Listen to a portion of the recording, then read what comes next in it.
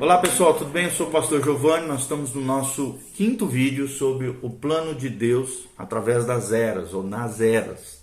E nós estamos falamos no vídeo anterior, o vídeo número 4, convido a assistir cada um deles, 1, 2, 3, 4, para que você entenda tudo isso que nós estamos abordando, sobre esse plano de Deus nas eras, ou através das eras, dos tempos, das dispensações. Nós estamos falando sobre o reino de Deus, a vinda do Messias, né? E toda essa nova relação de Deus nesse parêntese profético chamado a dispensação da graça ou a era da igreja. Nós falamos um pouquinho, demos uma breve introdução no vídeo anterior, no vídeo 4, sobre Mateus, né? Desde o capítulo 1 até o capítulo 12, e demos uma entendida no contexto que revela o que é o reino de Deus nesse novo momento profético, nesse final, nesse período que se abre da rejeição dos judeus até a segunda vinda, a vinda visível de Cristo, no parêntese profético que nós chamamos a dispensação da igreja, ok? Então, o uso do termo reino dos céus, aqui em Mateus 13 e nas Escrituras, ele é usado de 7 maneiras diferentes. O reino dos céus, né? Ele pode ser usado através das Escrituras como uma referência, em primeiro lugar, do reino dos gentios. O reino dos céus, dentro das Escrituras, também pode ser os reinos de Israel e de Judá, pode ser uma referência. Como também o reino dos céus pode também trazer uma referência negativa, fazendo uma referência ao reino de Satanás, que reina a partir das potestades do ar. Uma quarta referência do reino dos céus, e aí nós precisamos sempre observar o contexto em que está escrito aquilo, pode ser uma referência do reino universal de Deus sobre toda a criação, sobre todo o universo. Também o reino dos céus pode ser uma referência apenas ao reino espiritual, ao reino invisível, ao reino sobrenatural. O reino dos céus também pode ser nas Escrituras uma sexta possibilidade, pode estar se referindo ao reino milenar de Davi, onde Cristo, de maneira literal, visível, vai reinar durante 1000 anos nesse reino milenar de Davi, na pessoa de Cristo, sobre a terra. Ou também, a sétima possibilidade do termo reino dos céus é a forma misteriosa do reino, também como uma das referências, ou a sétima referência, a forma misteriosa do reino. Vou repetir então: primeiro pode ser o reino dos gentios, segunda possibilidade, o reino de Israel e de Judá, terceira possibilidade, o reino de Satanás, como uma referência das potestades do ar, quarto lugar, pode ser uma referência do reino universal de Deus, quinto lugar, o reino espiritual e invisível, sexto lugar, o reino milenar de Davi, os 1000 anos de reinado de Cristo sobre a terra, e sétimo, a forma misteriosa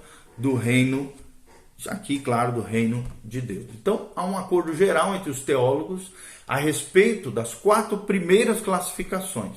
As 3 últimas estão relacionadas ao campo da escatologia, ou seja, dos eventos que estão acontecendo e que ainda hão de vir. Por isso são motivos, é claro, de muita controvérsia. Então é necessário fazer algumas observações a respeito desse termo, desse conceito do reino de Deus. Em primeiro lugar, o reino espiritual. O que é esse reino espiritual, dentro dessas 7 referências? O reino espiritual ele está relacionado ao reino universal de Deus e é composto pelos eleitos de todas as eras que experimentam o novo nascimento pelo poder do Espírito Santo. Então não se pode entrar nesse reino senão por tal nascimento. E ele é mencionado em Mateus 6,33, João 3, de 3 a 5 e várias referências bíblicas sobre isso. O segundo reino é o reino milenar, que é apresentado como um reino literal e terreno, sobre o qual Cristo governa a partir do trono de Davi, em cumprimento à aliança davídica, de lá de 2 Samuel 7, de 8 a 17. Também vemos uma referência em Mateus 1:1 e Lucas 1:32. Esse reino também é assunto da profecia do Antigo Testamento, em vários trechos, 2 Samuel 7, de 8 a 17, Jeremias 23:5, Isaías 9:6, Ezequiel 34:23 e várias referências na palavra de Deus. Esse reino foi proclamado como próximo, ou seja, do primeiro advento de Cristo, a primeira vinda de Jesus à terra, e ele já veio aqui, Mateus 3:2, Mateus 4:17, Mateus 10, de 5 a 7, mas ele foi rejeitado por Israel e logo foi adiado. Mateus 23, 37 a 39 menciona isso. E será anunciado novamente a Israel no período tribulacional, conforme relata Mateus 24, 14. E será recebido por Israel e estabelecido quando? No segundo advento de Cristo, a vinda visível de Cristo em glória com os anjos e também com a sua noiva adornada, o povo de Deus que foi arrebatado para Deus antes da tribulação. Em Isaías 24, 23, Apocalipse 19, 11, Apocalipse 20, de 1 a 6 fala sobre isso. E a forma misteriosa do reino, né? É outra referência acerca do reino dos céus. Aqui já se abriga, né, um conceito completamente diferente dos anteriores. O fato de que Deus estabeleceria um reino na terra nunca foi um mistério, né, na palavra de Deus. Desde o primeiro pecado no céu, né, ali de Lúcifer, quando a soberania de Deus foi desafiada pelo inimigo de Deus que se tornou Satanás, né, o diabo, seu propósito era manifestar soberania pela instituição de um reino sobre a qual ele governasse. Quando Adão foi criado, recebeu domínio sobre reino. Esse reino está lá em Gênesis 1, 26, para manifestar a soberania que pertencia apenas a Deus, que era de Adão por atribuição divina, porque Deus deu essa autoridade a Adão. Mas Adão então pecou e não houve tal manifestação da autoridade de Deus. O reinado, então, da consciência deveria evidenciar ao indivíduo a sua responsabilidade para com a soberania de Deus, mas o homem fracassou no teste lá no Éden.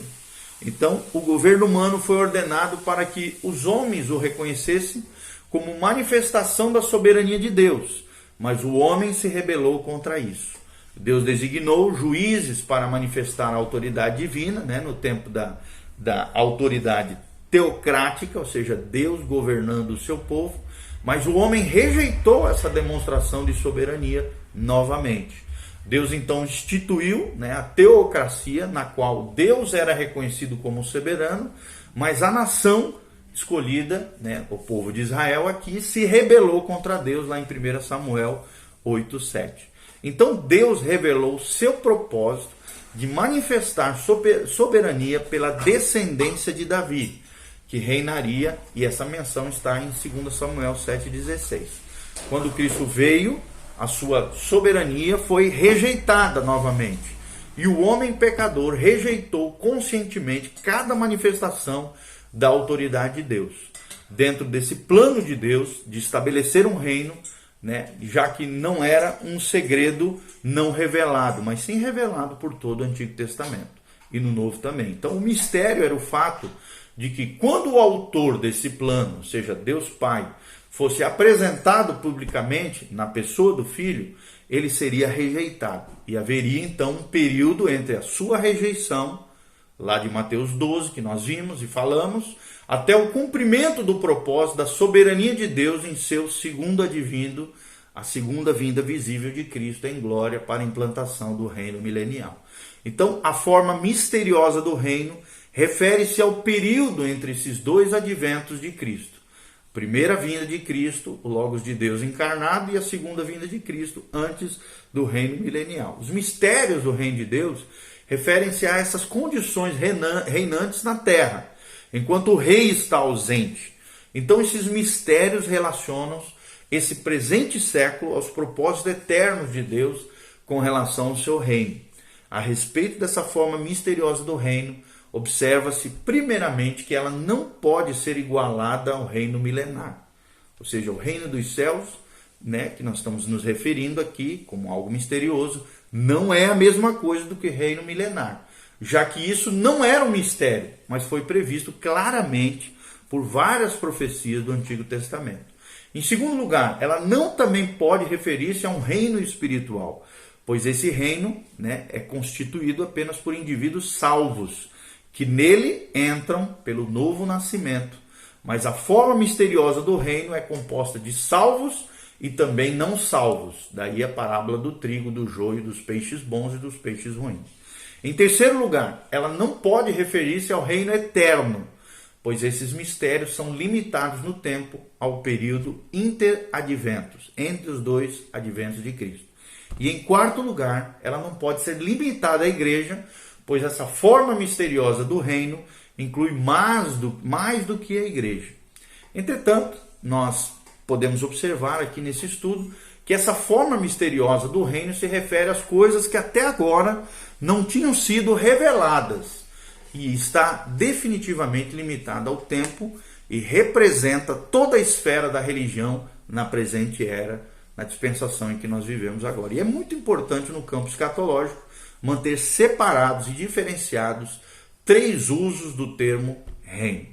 Então, com relação aos termos reino de Deus e reino dos céus, nós podemos observar ao longo das Escrituras que, embora não sejam sinônimos, são usados de maneira intercambiável ao longo da palavra de Deus. Essas distinções existentes não são inerentes às palavras propriamente ditas, mas à sua aplicação no contexto da qual elas foram inseridas. Então, ambos os termos são usados para designar o reino milenar, o reino espiritual e a forma misteriosa do reino de Deus. Embora reconhecemos essas diferenças entre os aspectos terrenos, eternos, do plano do reino de Deus, nós devemos evitar tornar absolutos os termos reino de Deus e reino dos céus, e apenas o contexto pode determinar o significado que se quer comunicar com esse termo, com esse conceito, o reino de Deus, conforme cita um grande teólogo, Schaeffer, nos ensina sobre esse assunto. Então, o elemento de tempo em Mateus 13, ele é muito bem revelado aqui através de Charles Hyde. Ele mostra que essas parábolas do capítulo 13 de Mateus estão limitadas ao período interadventos, ou seja, na dispensação da graça, na era da igreja. E ele escreve o seguinte, Charles Hyde, ele diz assim: o reino dos céus é semelhante a... ponto. Isso marca, então, na Bíblia, o limite do tempo para o começo do assunto em pauta. Em outras palavras, o reino dos céus estava assumindo a forma descrita nas parábolas da época em que Cristo ministrava pessoalmente na terra essa temática. O fim do período abrangido por essas parábolas é indicado pela expressão fim do mundo, ou mais literalmente, a consumação do século, nos versículos 39 a 49. Esse é o período do segundo advento de Cristo, quando ele virá em poder e grande glória, afirma Hyde. E logo é evidente que essas parábolas se relacionam apenas ao período entre a ocasião em que Cristo as contou na terra e o fim desse século. Isso serve de pista para o significado da expressão os mistérios do reino dos céus. Isso se encontra, isso que eu mencionei, essa fala de Charles Hyde, na obra lindíssima dele chamada The Basis of the Pre-Millennium Faith, ou seja, as bases da fé pré-milenial, das páginas 94 à página 95. Então, qual é a interpretação do capítulo 13 de Mateus? Há várias chaves a serem usadas na interpretação dessa passagem que nos ajudam a evitar o erro na interpretação. Primeiro, algumas das parábolas são interpretadas pelo próprio Senhor Jesus. Então não pode haver dúvida quanto ao seu significado, nem quanto ao método da interpretação das outras parábolas. Qualquer interpretação deve, por obrigação, estar em harmonia com aquilo que já foi interpretado pelo Senhor Jesus. Uma segunda chave muito importante é observar que, embora várias parábolas se apresentem em linguagem figurada, essas figuras são conhecidas de toda a palavra e, portanto, terão aqui o mesmo uso constantemente verificado em outros lugares. O fato de que essas não são figuras isoladas tornam a interpretação de Mateus 13 muito mais fácil. Scrooge, um teólogo também cristão, oferece o que ele considera a chave da interpretação. Um teólogo aqui dispensacionalista. Ele diz assim: parece-me que a chave da interpretação dessas parábolas está no versículo 52 de Mateus 13, desse capítulo específico 13. Ele diz assim: por isso, todo escriba versado no reino dos céus é semelhante a um pai de família que tira do seu depósito coisas novas e coisas velhas. Ou seja, o que diz o versículo 52 que eu acabei de ler para vocês? Essas palavras falam sobre as coisas que precedem e certamente sobre as parábolas, como algumas novas e algumas velhas. Mas quais são as velhas e quais são as novas? No versículo 1 lemos que, saindo Jesus de casa, assentou-se à beira-mar e ensinou. E no versículo 36 nós vemos a referência bíblica dizendo o seguinte: então, despedindo as multidões, foi Jesus para a sua casa e ensinou. Portanto, temos 4 parábolas contadas em público e 3 contadas em particular, trazendo a revelação aos seus discípulos. E a evidência demonstra, se o versículo 52 é a chave, nós cremos que sim, que as 4 primeiras são os novos tesouros da verdade e as 3 últimas são os velhos tesouros. Isto é, verdades reveladas anteriormente. Baseando-se nisso, a presente era é apresentada numa série de 7 figuras progressivas que se descrevem com relação ao curso do reino em mistério. Em primeiro lugar, as coisas novas. Nós vamos estar falando no próximo vídeo para vocês.